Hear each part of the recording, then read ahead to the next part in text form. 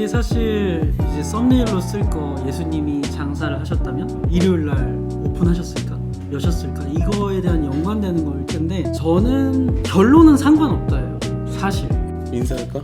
하나, 둘, 셋. 안녕하세요. 너 언제? 서로 소개. 힐하우스 커피앤바베큐를 운영하고 있는 강신태라고 합니다. 저는 힐하우스 레스토랑에서 바베큐랑 마케팅을 담당하고 있고 원래는 드러머예요. 그래서 드러머라서 저희 형 개척교회 찬양팀을 같이 섬기기도 하고 있습니다. 네, 안녕하세요. 저는 힐하우스 교회를 섬기고 있는 강신중 목사고요. 그리고 지금 보시는 이 배경이 되는 가게를 가족들과 함께 운영을 하고 있고요. 가게에서는 행정적인 거, 그리고 디자인적인 거, 그리고 시설 관리 이런 측면들을 맡고 있습니다. 네, 음악도 하고 영업을 하면서 신앙과 현실 사이에서 고민하는 순간들이 많았는데 또 형이 목회도 하고 이런 비즈니스도 하다 보니까 한국에 있는 크리스찬들한테 더 실질적으로 우리들이 공유할 수 있는 부분들이 있으면 좋겠다 싶어서 제가 영상을 찍어보자고 권유를 했습니다.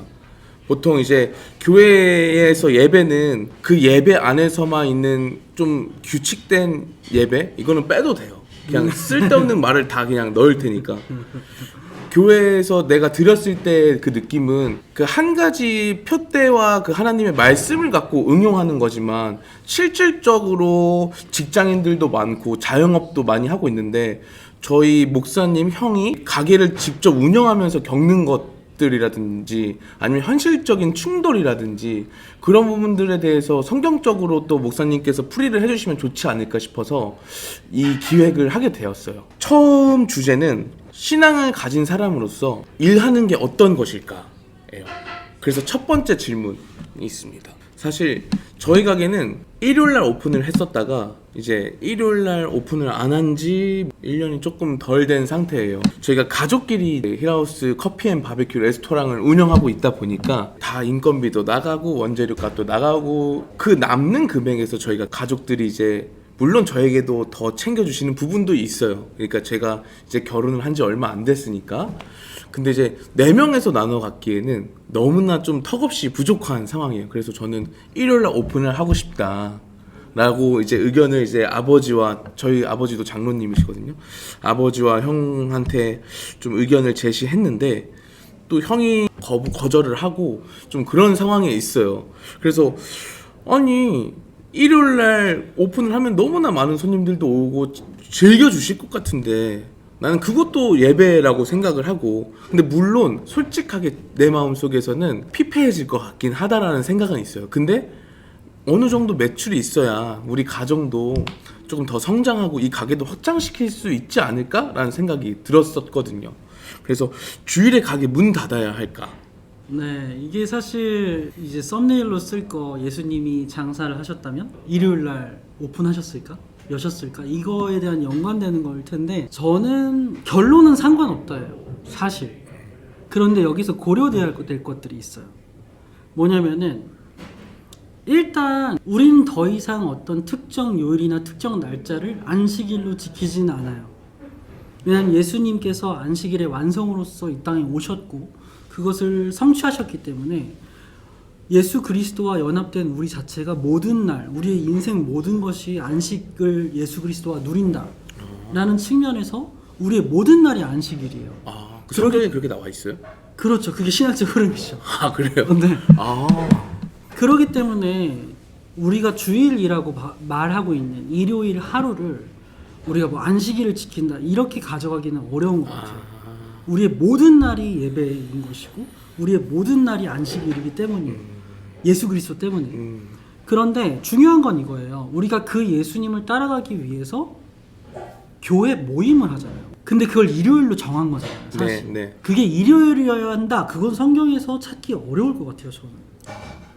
근데 그게 현대 기독교에서 그리고 많은 교회들 대부분의 교회가 개신교라면 일요일로 정했고 그걸 주일 성수라는 이름으로 지켜가고 있어요. 그런데 중요한 건 뭐냐면은 예수님을 따른다라는 건 예수 그리스도를 머리로 한 몸으로서의 교회가 됐다라는 거거든요. 그러면 기본적으로 이것은 가장 기초적인 단위는 부부인 것 같고 그 다음 단위는 교회 공동체 같아요. 그래서 1차적으로 가정에서 그리고 공동체 가운데서 하나님한테 받은 말씀을 실천할 수 있는 장이 있어야 돼요. 그리고 그 말씀을 잘 지킬 수 있도록 서로 격려하고 때로는 서로 굳은 말도 하고, 그게 교회 공동체예요. 그런데 지금 사실 현대 사회에서 평일날 만나기가 어렵잖아요. 교회 성도들끼리도, 그 지체들끼리도. 그래서 일요일날 따로 떼서 공동체 생활을 하는데, 그게 일요일밖에 없는데 그 일요일을 참여할 수 없다. 만약에 참여할 수 없어도 그 지체들끼리 교류가 활발하고 하나님한테 받는 그 같은 장소에서 같은 시간 속에서 받는 말씀이 따로 있을 수 있다. 그리고 그 공동체가 서로 교류하고 교제하는 것도 따로 있을 수 있다. 주일날 근무를 하더라도. 그렇다면은 완전 오케이겠죠. 그렇지만 그게 어렵다면 그래도 일요일날 교회 모임에 참여한다는 선택을 하는 것이 우리의 최소한의 하나님을 선택한다라는 표현이 아닐까 라는 생각을 하고 있습니다. 그러니까 또 한마디로 정리를 하자면 예수님과의 거리가 뭐 안 멀어질 수 있다면 일요일날 열어도 되는데, 예수님과 가까이 가기가 어렵다, 일요일날 막 더 멀어진다, 그러면은 안 하는 게 나은 거네요. 자기 본인이 결정을 했을 때. 그렇죠. 두 번째, 매출이 떨어질 때 교회를 다니면 하나님이 해결해 주실까? 뭐 매출이 떨어졌어, 우리가 재정난이야, 가족이 재정난인데 수요 예배, 금요 예배도 가, 뭐 가게를 뭐 닫어. 그러면은 어차피 가게를 닫으면 매출이 떨어지는 건 분명한 원리이니까, 그런 부분들에 대해서는 어떤 무슨 예배에서는 하나님이 다 해주실 거다라는 말씀도 있고, 그런 건 걱정하지 말고 예배 열심히 드리라는 권면도 있고, 그런 부분에 대해서는 어떻게 생각하세요? 어떤 지금 우리가 하고 있는 교회 형태의 진실한 종교적 모습이 있잖아요. 새벽 예배도 잘 나가고 모든 예배에 빠지지 않고 교회 헌금도 많이 하고, 근데 그럼에도 불구하고 나한테 안 좋은 일이 일어날 수 있을까? 저는 예스라고 생각해요. 분명하게 제자들도 잘 먹고 잘 살고 싶었고, 예수님의 제자들도. 그리고 마지막에 사도행전 1장에 보면은 예수님을 따랐던 목표점이 좀 보이는 것 같아요. 제자들도 사실 예수님이 메시아, 왕으로 오셨고, 그럼 이스라엘이라는 나라의 왕이 되셔서 그 측근에 있는 제자들, 나는 그러면 예수님 왕하고 난 높은 정치적 자리 차지할 수 있지 않을까라고 생각했던 것 같아요. 그래서 예수님이 승천하기 전에 마지막으로 했던 질문이, 그럼 이스라엘 나라를 회복할 때가 이때니까? 라고 물어보거든요. 네. 근데 저는 제가 보기에 그거는 예수님 그럼 우리가 한 자리 할 때예요? 이런 것처럼 보였어요. 근데 예수님 그때 뭐라 그러냐면은 그거 아버지께서 알아서 하실 일이고 너네가 신경 쓸 일은 제자 삼는 일이야. 이렇게 하시고 승천하시거든요.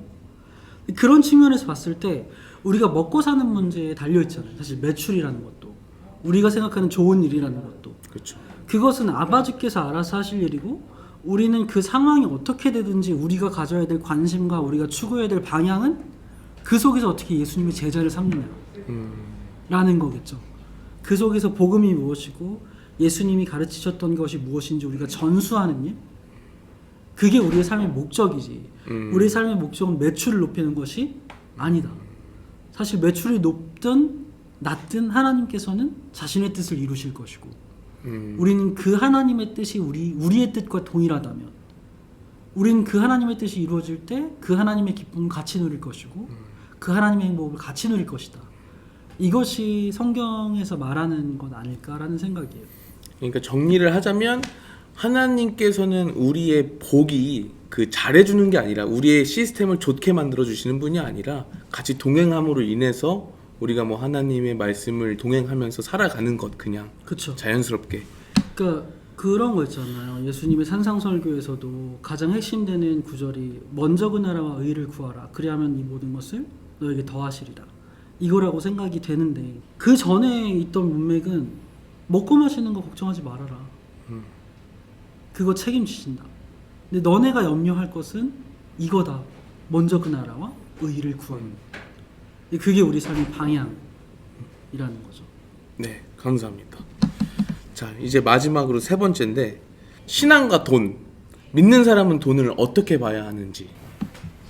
우리한테 허락된 모든 자원이 하나님의 것이므로 돈뿐만 아니라 모든 자원을 하나님의 뜻대로 관리하고 활용하는 것에 관심을 둬야 된다라는 거죠.